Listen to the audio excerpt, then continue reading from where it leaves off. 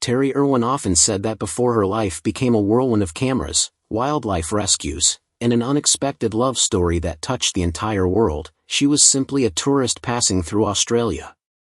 She didn't know that a single detour, a small turn into a quiet reptile park, would shape her destiny forever.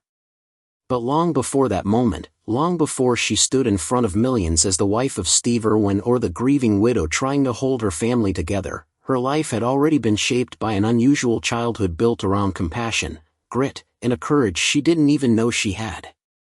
Everything that happened later, the heartbreak, the battles, the loneliness, the legacy, was rooted in the life she lived before she ever heard the name Steve Irwin. Terri Penelope Raines was born on July 20, 1964, in Eugene, Oregon, a place where tall trees swayed in the soft cascade winds and highways seemed to stretch endlessly across the mountains. Her father, Clarence Raines, wasn't just another truck driver hauling freight across the West. He had a strange habit that neighbors whispered about, shaking their heads while secretly admiring the strange man who never hesitated to stop his gigantic truck in the middle of a lonely road. Clarence had a soft heart. While other truckers blasted past roadkill and injured wildlife without a second glance, Clarence pulled over, sometimes in dangerous places, to scoop up hurt raccoons, deer, foxes, and even the occasional bear cub. He didn't care about the dirt, the smell, or the midnight chaos of a frightened animal thrashing in the back seat. He cared that something needed help, and he couldn't stand to do nothing. His wife, Judy, didn't always appreciate coming home to find wild animals crawling around their garage. At first, she tried to ignore it, hoping it was something her husband would outgrow. But all of that changed one day when little 5-year-old Terri walked into the kitchen and saw a trembling baby fawn on the counter. Without fear or hesitation, she picked up a bottle, held the tiny creature in her arms, and fed it with the quiet confidence of someone much older. That was the moment her parents realized their daughter wasn't like other children. Something clicked inside her that day, a connection to animals so deep and instinctive that even the wildest creature calmed when she touched it. Her home soon transformed into a wildlife rescue center long before wildlife rescue centers were even a concept. Clarence converted their garage into a makeshift hospital with heating lamps, bedding, and a quarantine area for sick or injured animals. Their yard filled with the sounds of animals being nursed back to life, chirps, squeaks, growls, and soft whimpers in the night.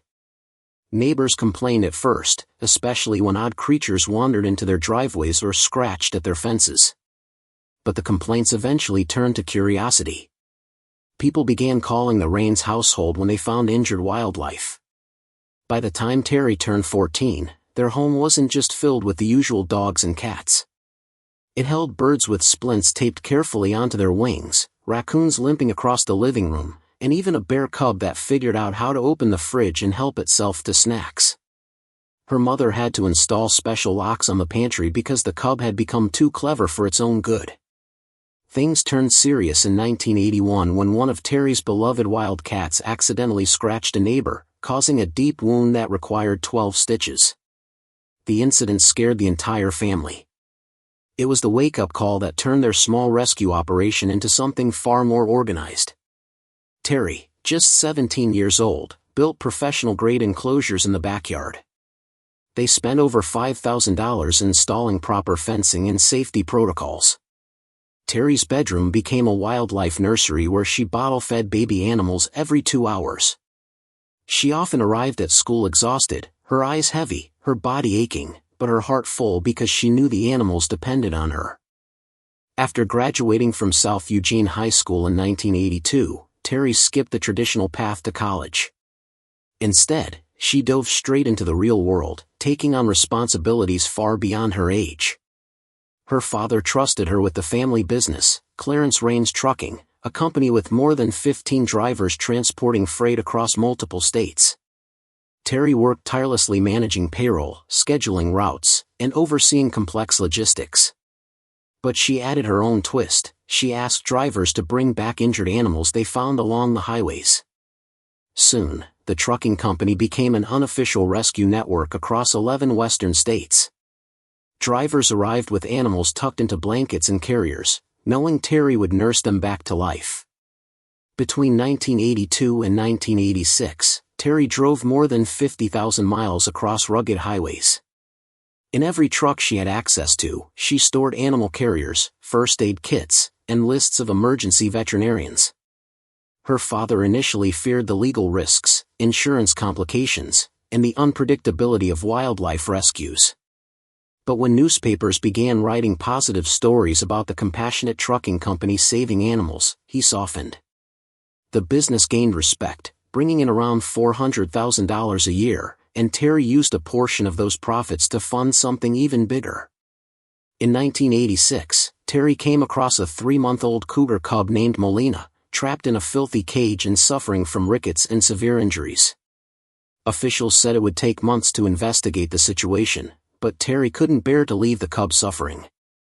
She emptied her savings, $1,300, and bought the animal on the spot.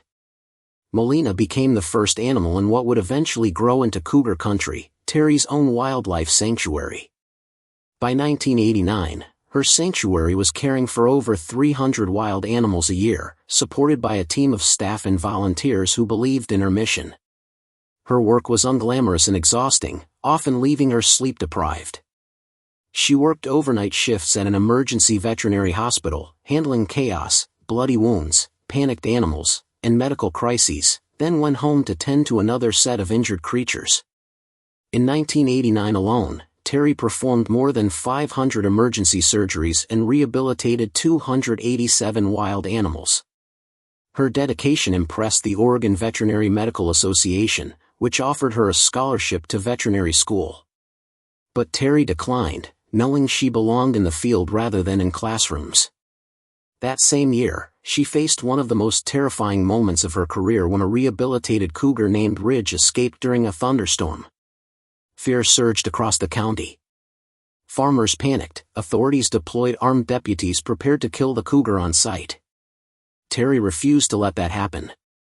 She tracked Ridge for 2 days, negotiating with law enforcement, and finally cornered him safely inside a barn. The rescue cost her thousands in legal fees and forced her to upgrade every enclosure with high-grade fencing and motion detectors. It taught her that even one mistake could destroy everything she had worked for. Her work continued to grow. In 1987, Terri led Oregon's first GPS-tracked bobcat release, proving that predators raised by humans could survive in the wild. In 1990, she rescued a black bear caught in a steel snare, suffering 23 painful bee stings while freeing him. The bear survived and was released 6 months later. Her efforts helped push lawmakers to increase fines for illegal trapping.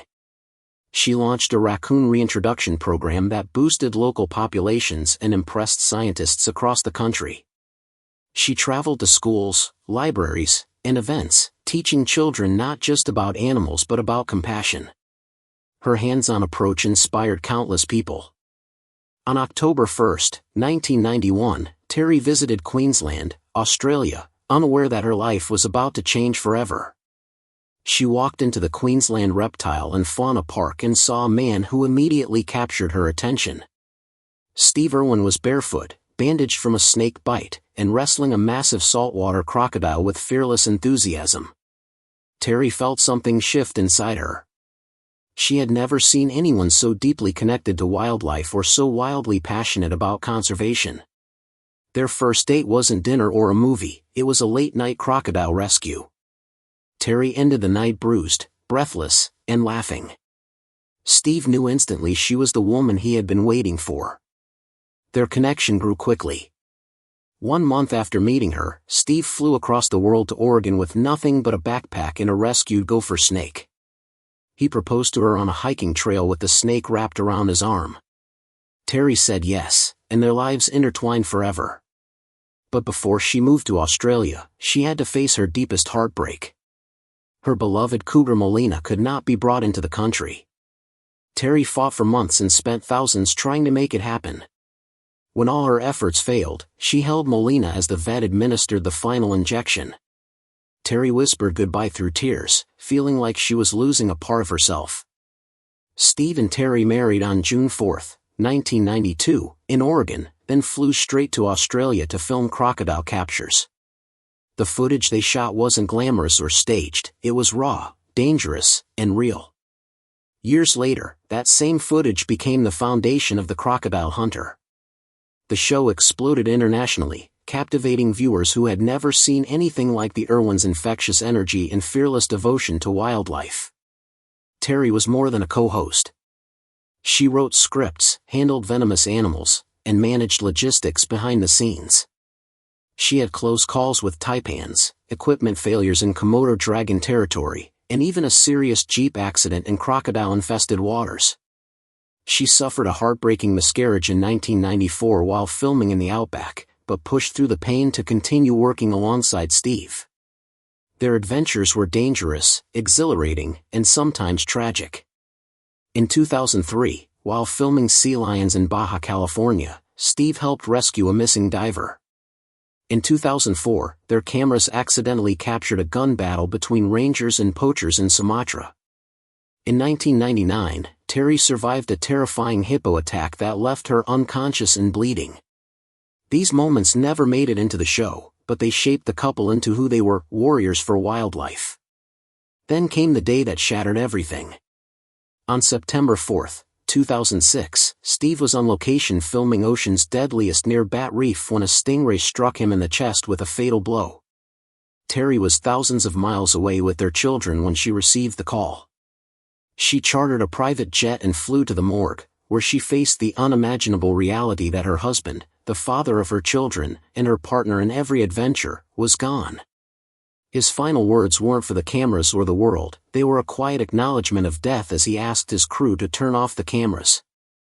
But her grief didn't end there. Months later, Steve's father, Bob Irwin, left Australia Zoo after a painful fallout.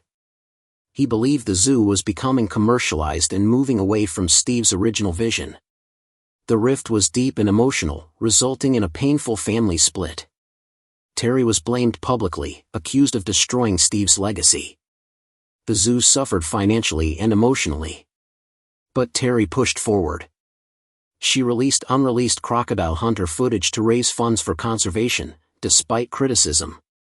She expanded Australia Zoo, built a massive wildlife hospital, and fought for land Steve wanted protected. The Steve Irwin Wildlife Reserve became one of the largest protected ecosystems in Australia. She faced lawsuits, debts, and endless pressure, but she refused to give up. Through all of this, Terri stayed single. For 19 years, she never pursued another relationship. She dedicated her life to her children, Bindi and Robert, and to honoring Steve's memory. She confessed that motherhood saved her, even after suffering severe postpartum depression when Robert was born. She held on to her kids with a strength forged from loss and love. Robert often called her his best friend, praising her for her unbreakable spirit. Then came October 12, 2025. Robert performed on live television, dancing to You'll Be in My Heart, and in the middle of the performance, he paused, looked directly into the audience, and spoke about his father, the day he died, the pain he left behind, and the strength his mother carried for them. Terri broke down in tears, unable to hide the emotion she had kept locked away for nearly 2 decades. What happened backstage afterward was something only she and her children know, but it finally revealed why she had never moved on from Steve. Love like theirs wasn't the kind you replaced. It was the kind that became part of your soul. Now, after everything she has endured, Terri continues to pour her life into conservation. She sold properties to keep the zoo afloat, built new facilities, and reinvested nearly all her earnings back into wildlife protection. Her net worth, estimated between $20 and $40 million, never mattered to her. What mattered were the animals, the land, and the legacy Steve began. In 2026, she plans to release a memoir filled with never-before-seen letters and memories, including a note Steve once wrote to his parents saying it took him over 30 years to realize they were his best friends. The memoir isn't just about fame or heartbreak.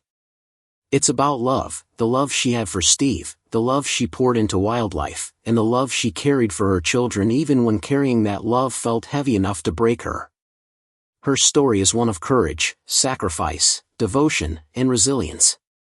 It is the story of a woman who faced danger, heartbreak, criticism, loss, and crushing loneliness, yet never stopped fighting for the world she and Steve dreamed of. And each time she sees her children honoring their father, she knows the legacy she protected for so many years is still alive.